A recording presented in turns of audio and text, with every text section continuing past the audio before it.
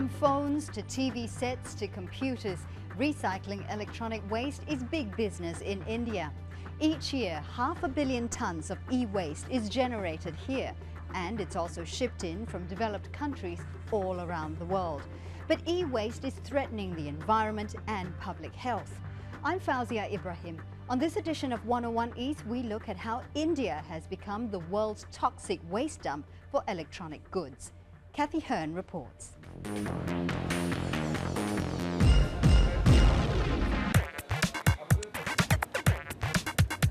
The indispensable gadgets of our modern lifestyle. They make things simpler and easier and a whole lot more fun. The speed of new technology means people around the world are updating their computers, mobile phones and old televisions every few years.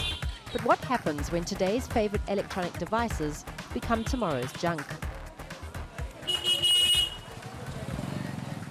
Some of it ends up here in Shastri Park in New Delhi, India, where Mohammed Rafiq feeds his family by dismantling old computers. For him, India's reputation as a dumping ground for e-waste is an opportunity not to be missed. It's our daily business, our bread and butter. 10 people are surviving on this income. Mohammed started in the recycling business a few years ago. A friend told him it was an easy industry to get into because he wouldn't need any special training. He is one of tens of thousands of illegal workers in India's booming but unregulated e-waste industry. This entire colony has recycling units. We work with computers. There are about 70 to 80 shops where this recycling happens. Around 60% of electronic waste in our country is recycled by unorganized group of people. That means we do not know where they are operating, where they are collecting materials, where they are recycling, and some of them, they get sick. Recent statistics in India say close to 500,000 tons of e-waste is generated every year, and that amount is expected to double within a few years. The availability of cheap labor and the absence of regulation make India a prime target for e-waste recycling. Startup costs are minimal, and learning to dismantle computers and old phones is easy work. My job is just to break it and segregate parts. Then it is up to the buyers what they do with it, whether they reuse it or resell it. The buyers come to us and take what they need. But NGOs and health experts are concerned about growing evidence that certain practices in e-waste recycling are harmful, both to human health and to the environment. They are young, but by they reach 30 of their age, they develop cancer. So this isn't a problem, and this is the biggest and dangerous problem in the backyard recycling, whether in any of the developing countries, whether in India or in China. And that's what we want to stop. On the one hand, they are helping you and me.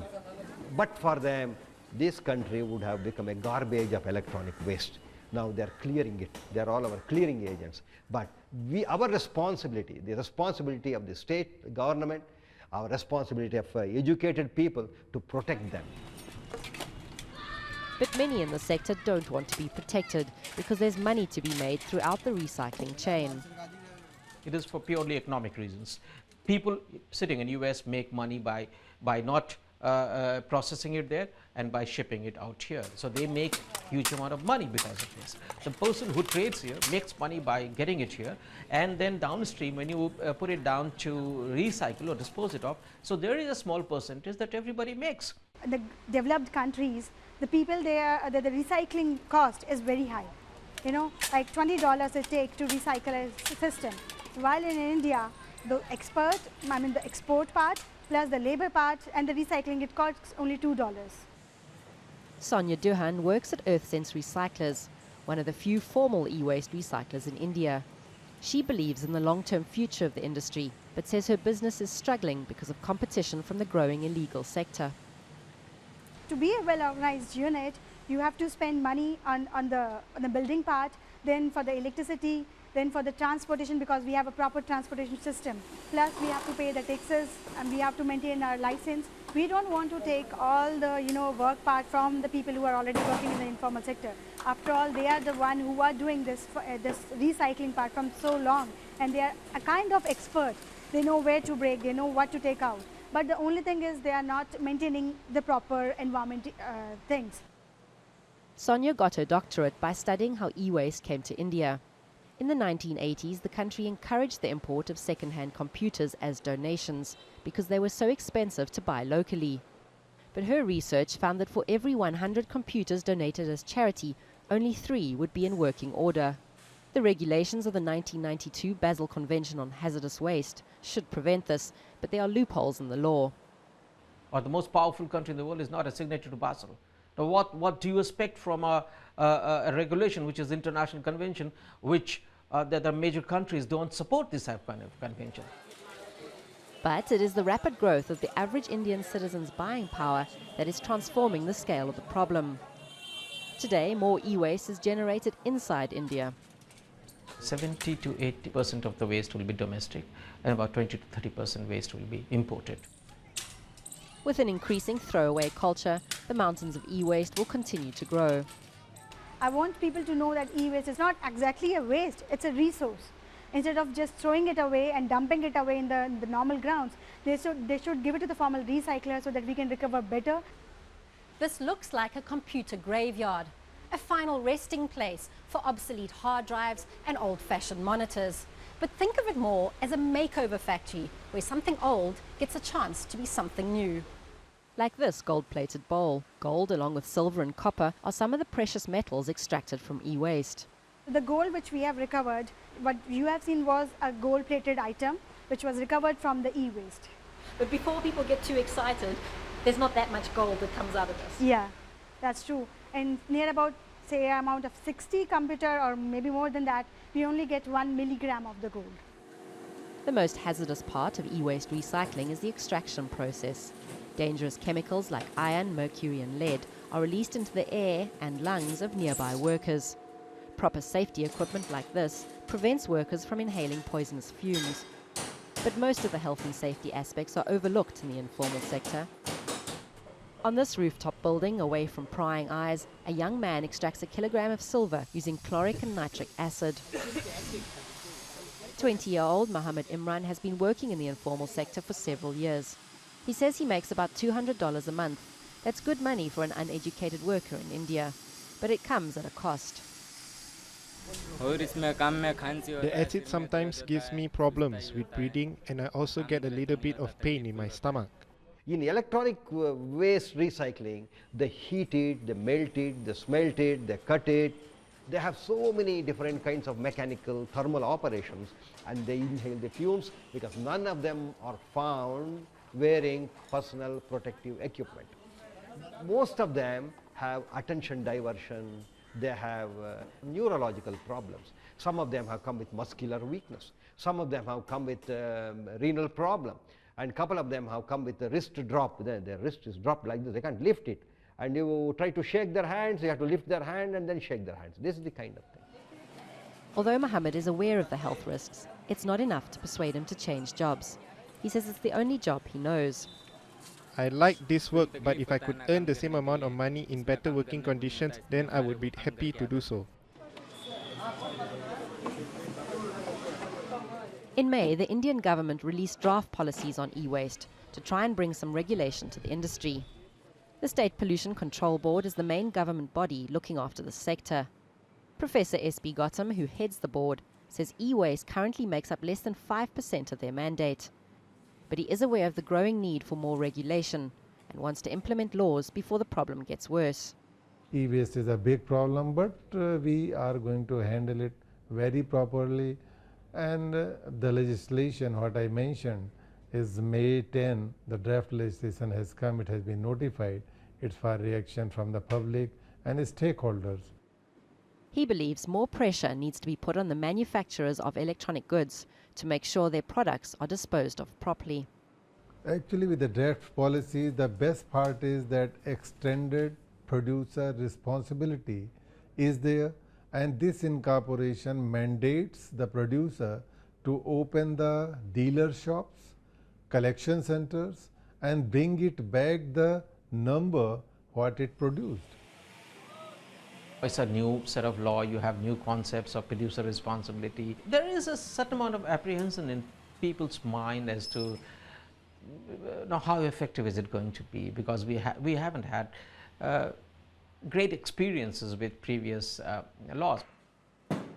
Indian and American manufacturers have voiced their opposition to the draft policies, saying the environmental dangers have been exaggerated by organizations that stand to benefit from increased regulation. But the NGOs are confident the policies will become law. Yes, I'm happy, because I say that looking at the Indian standard of legislation making and the procedures, I think it is a quite fast. Getting legislation in 2 years' time I think is not a mean achievement. But not everyone's happy. Those who rely on the e-waste industry for survival say they face an uncertain future. Why do they want to shut shop? They know better. They'll be taking away the livelihood of scores of people. People will die out of starvation, as if there isn't enough inflation already. There is so much chaos, but the government seems to be doing nothing about it. And they are talking about shutting our business down. It is bound to increase poverty. Coming up after the break, we take a look at how the issue of e-waste is impacting across Asia. Stay with 101 East.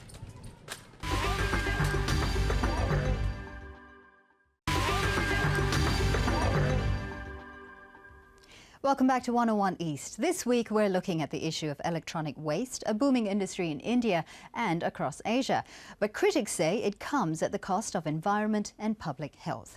Joining me now to discuss the issue in New Delhi is Rachna Arora, an expert in e-waste management in India, and Richard Gutierrez, Executive Director of the environmental NGO Ban Toxics. Thank you very much, both of you, for joining us today. Rachna, I want to throw this question to you. How bad is the situation in India when it comes to e-waste? Actually, in India, the generation rates are quite high. The obsolescence rates are also quite high.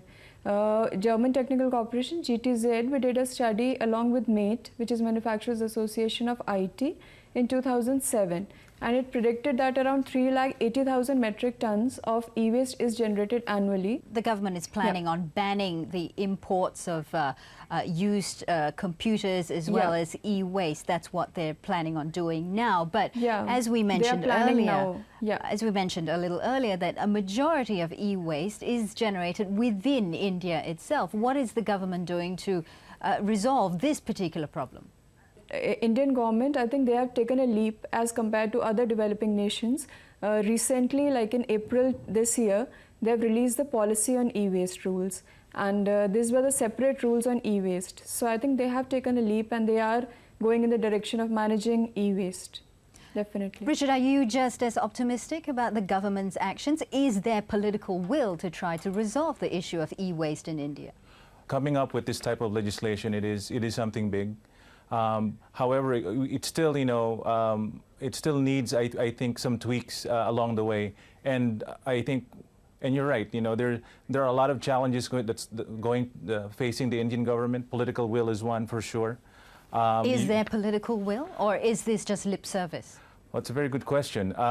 If we look at how the government has handled, and not just the Indian government, but a lot of governments, how they've handled the issue of e-waste, a lot of it has been on lip service only. A very good case for this is in the instance of the Basel Convention. As far back as 1995, or rather in 1989, they have been working to prevent toxic waste exports such as e-waste. And in 1995, they've enacted a decision to ban all exports of toxic wastes. And this is such a strong legislation that could be benefiting India, could be benefiting Pakistan, could be benefiting all these developing countries in Asia, and yet it's not happening. It's not happening because there's no political will among governments to push this type of legislation through. So in terms of does the Indian government have political will to do so? Based on the historical track record we've seen from other governments, you're not that confident. We're not so Rachna, confident. your organization is working very closely with the Indian government in trying to manage e-waste. Do you know if there is political will within the Indian government to try to resolve the issue? The Indian government, Central Pollution Control Board, the regulatory agency, as well as the Ministry of Environment and Forest, they have released the rules. Then they are formalizing the informal sector in India. There are 2 or 3 associations which we work with whom closely, and they are registered with the Central Pollution Control Board. So I think government is taking few initiatives, but still the implementation is lax, that I would agree. And if we say about import and export, I would say that the monitoring and balance is missing somehow, because the countries who are exporting, they are also equally important. Richard, that is a real problem here as well, isn't it? Does the government really want to rock that cash cow, shall we say, by imposing stricter legislation in terms of trying to regulate the industry? There's a what you call schizophrenic approach to the problem. Until these governments, including the Philippine government where I'm from, make a concrete decision and follow a specific development path, they won't be able to handle it. They won't know how to properly address the billion-dollar cash cow that's in front of them. Most governments would think that this is an immediate cash, an industry that could immediately address some unemployment issues. But again, we have to look at it in the long term. And I believe that the governments need to look at it long term. They have to have proper consultations with the stakeholders and really come up with a plan. What we're seeing right now is that governments, unfortunately developing country governments facing this enormous problem, are giving a knee-jerk reaction, considering it's a waste to resource source of issue. There are draft legislation that's in the pipelines at the moment to try to regulate the industry. Rachna, if I can throw this question to you.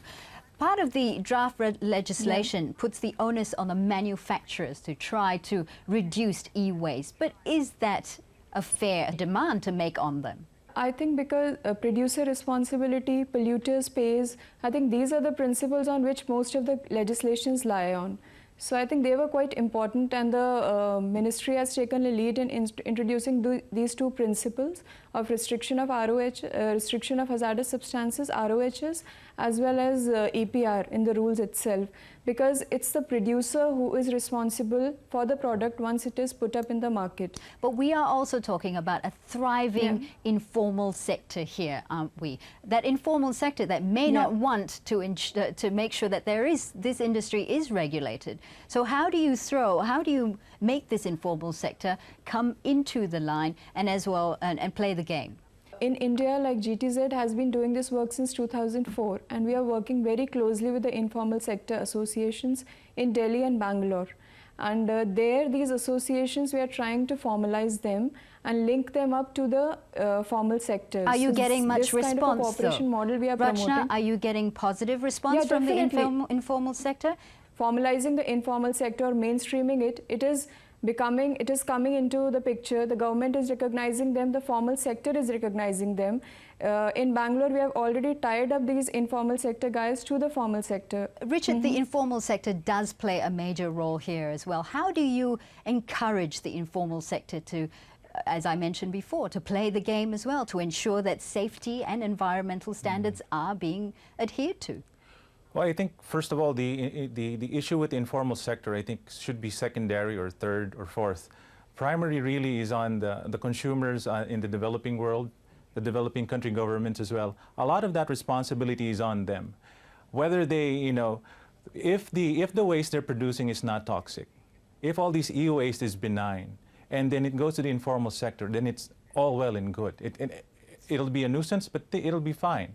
But the problem is, you do have these products are toxic, and the problem that the informal sector is facing is not because they're well, initially they're also dealing with toxic products, but also because the question of poverty. How do you take away these things from the informal sector, a sector that thrives on this industry? Well, I think the work that GTZ is doing, as well as with the other NGOs in India, I think they're on the right path. You need to engage them, try to create some formal structure in which to hold them accountable. Part of the reason also that to help the informal sector be more accountable is give them more, if you provide them with resources, if you provide them with something to hold on to, something to own. Because right now most of these people, for example, in our experience in the Philippines, most of these people are itinerant.